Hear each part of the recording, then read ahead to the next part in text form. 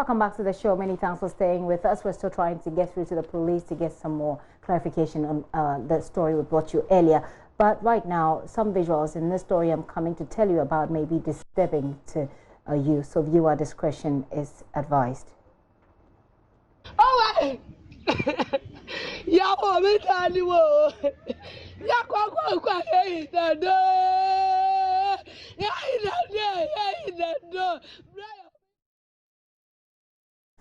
So that's a very distraught sister of the late Nana Ejiri calling for justice after the gruesome murder of her brother by unknown men.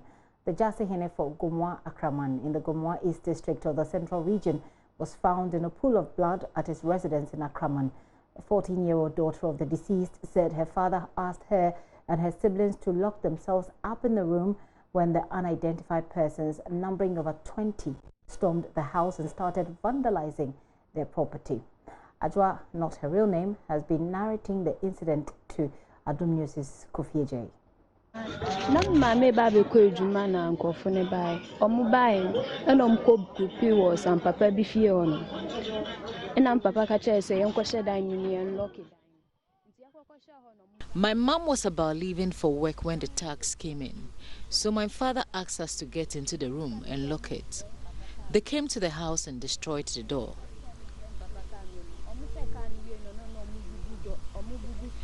They then started destroying my father's house. It was at that point my father came out and they killed him. There were many, about 20. Venice translation.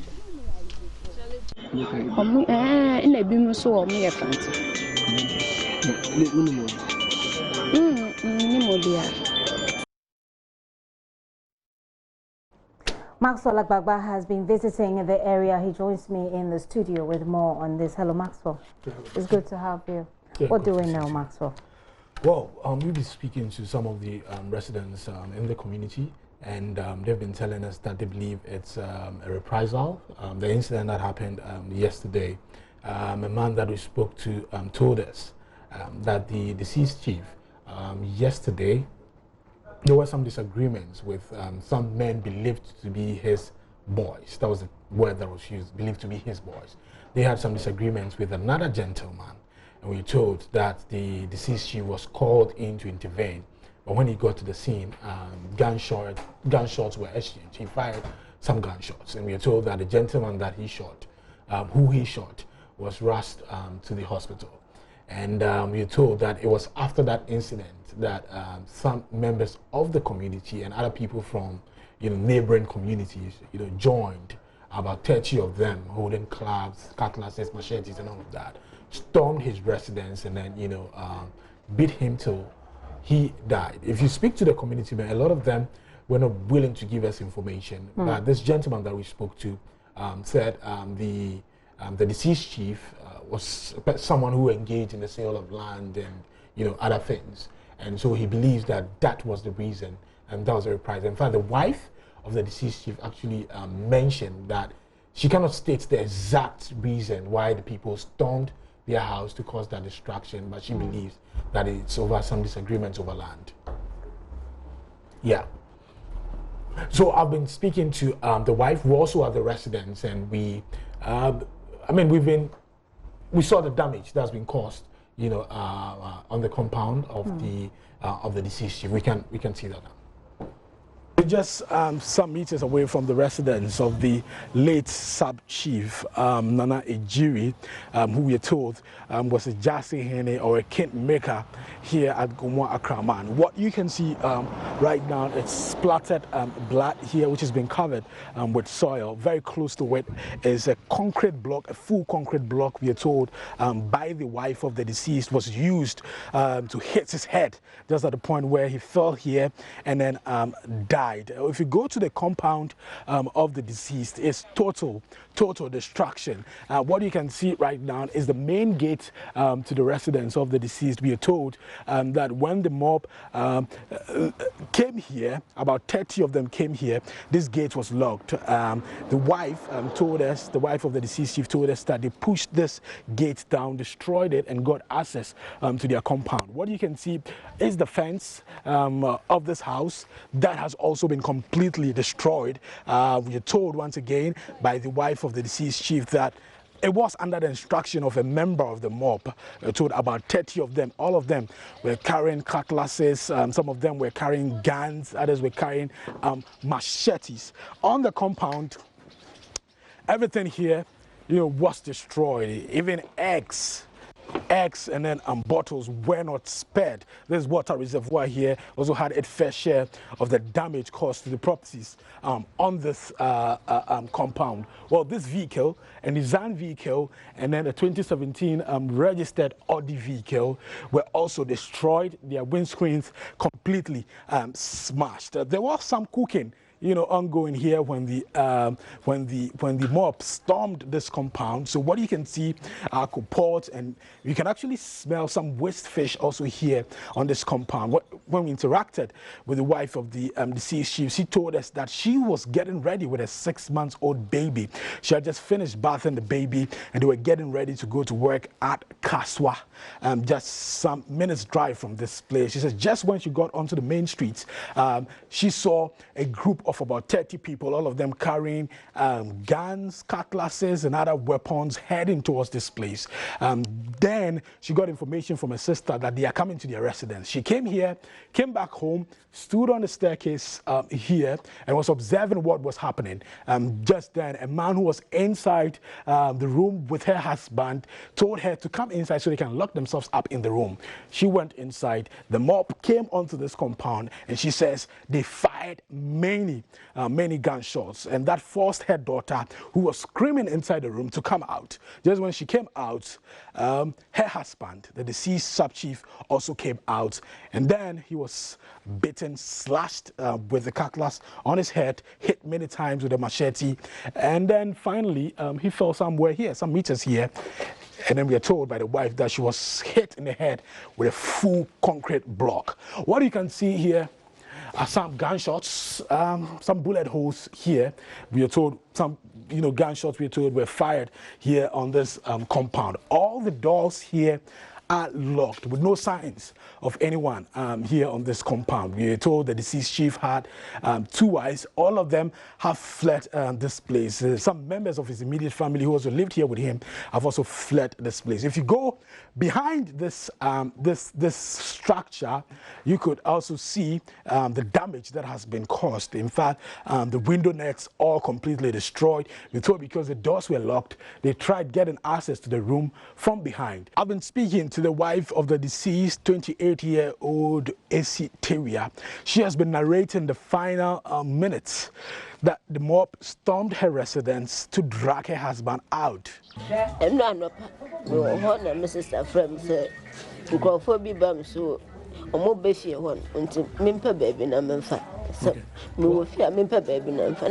she says yesterday in the morning she was at home, then her sister called her and informed her that there's a mob heading to their residence, so she should she should find a place to hide. Yes, and my catcher is a milk and message. We are milk. Okay, until now. Yes, I know. Omubu and more than you know. Obimusuko dinner, baby, Danimu, a chiller one, no, Metia Papa was here when I concrete, Mumbet me a bunch, more fortune than Mumbu. No, most artists on what they are the Abu. That time no Mubu children and the bad back when they started. No Muko down the gates and I don't know Mutu Bobo. A true Abu Bobo, I'll call on the gates, Abu Bobo, I'll call on the gates in the Muntinos or Tensim. Yes, I never panaga the peer free, Nidano or Shemnum. Every damn intimacy, I saw. The bab, watching the call, none know who said, who say what then, no, sounds watching the call share never power, no, as catch him, on much died, yes, Anna.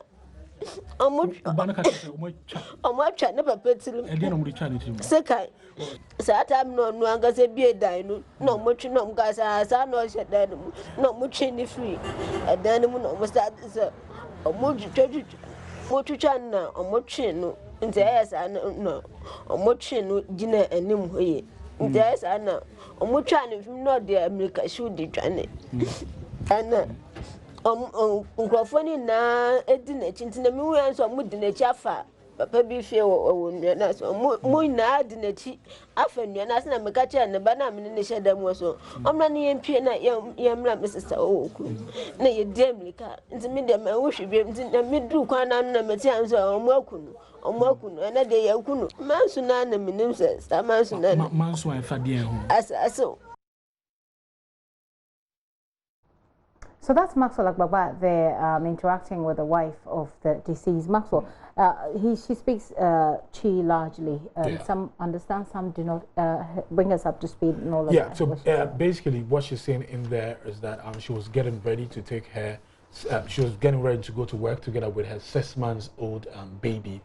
Just when they stepped out, just when she was about to step out, she got a call from her sister telling her that there's a mob heading to their residence.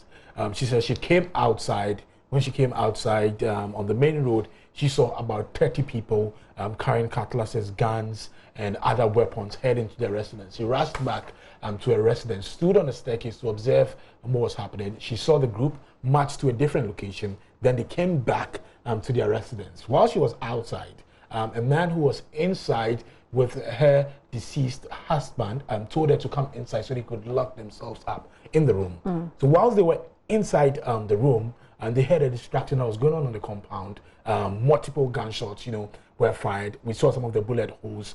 She said at that point, her daughter was actually screaming in a room and came out. To the point when her daughter came out, that was the time that the husband also decided to come out. When he came out, he was grabbed by the mob. They beat him many times, hit him with machetes, cut him, many times. He tried to escape. They caught him and then, beat him. We're told that at a point he fell, and then she says they used a full concrete block. We saw that block there. They used that block to hit him in the head. So basically, that was the narration, from the wife. I was asking her what is the exact, cause of the incident, and she was telling me that she really cannot tell, but she suspects it's over land, disagreements over land. Yeah. What is the update on this? We understand the CID has moved in. Yeah. So we met some personnel from the Criminal Investigations Department, the headquarters of the CID.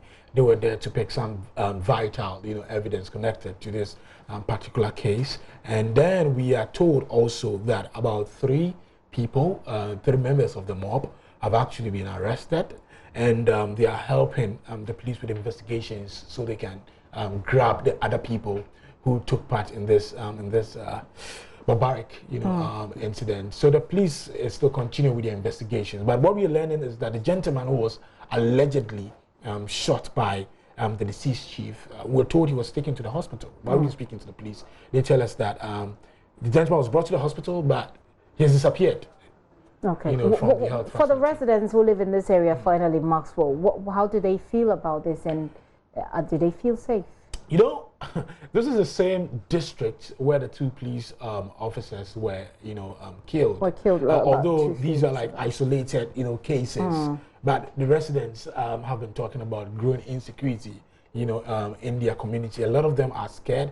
Even at the point when we were there, wanted to interact with them, they didn't want to speak because they're thinking that they could be subject for police investigations, or they could be invited by the police, for to help with investigations. So a lot of them really are scared by the incidents, that has happened in their community.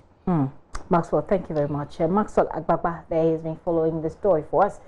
As he's been following other related criminal stories as well. Maxwell Agbagba, our man on the ground. Well, the police is keeping an eye on that. We'll also be keeping an eye to bring you an update on what they find.